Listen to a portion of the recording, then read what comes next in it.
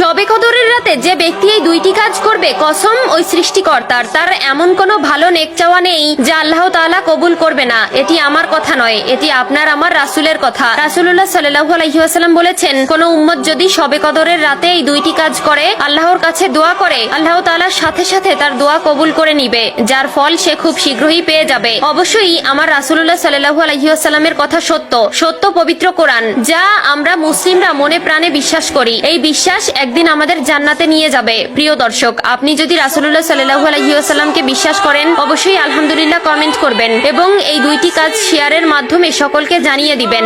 ঋণে জর্জরিত আছেন, কোমর বাঁকা হয়ে গিয়েছে, হতাশা, দুশ্চিন্তা, অভাব অনটন থেকে শুরু করে যাবতীয় আকাঙ্ক্ষা, ইচ্ছা সবকিছুই আল্লাহ তাআলার কাছে বলতে পারবেন পবিত্র শবে কদরের রাতে। আল্লাহ তাআলা তার বান্দার চাওয়ার অপেক্ষায় থাকেন সর্বক্ষণ। শবে কদরের রাত আল্লাহর কাছে চাওয়ার রাত। এই রাতে আল্লাহ তাআলা অপেক্ষা করেন তার বান্দাদের দোয়া কবুলের জন্য। তবে দোয়া কবুলের যে দুইটি শর্ত রয়েছে, সেই দুইটি শর্ত মেনে যদি আপনি এই দুইটি কাজ করেন, অবশ্যই আপনি তার ফলাফল দেখতে পারবেন। এক বৈঠকে যদি কেউ এই দুইটি কাজ করে, ইনশাআল্লাহ সে আল্লাহর কাছে যা চাইবে, আল্লাহ তাআলা তার সেই দোয়া কবুল করবে। আপনি সর্বপ্রথম এশার নামাজ শেষ করে তারাবি শেষ করে নিবেন। চাইলে বেতের নামাজ সবার শেষেও পড়ে নিতে পারেন। এরপরে 2 রাকাত সালাতুল হাজত নামাজ আদায় করে 100 বার দুরূদ শরীফ পাঠ করবেন। আপনি চাইলে যে কোনো দুরূদ শরীফ পাঠ করতে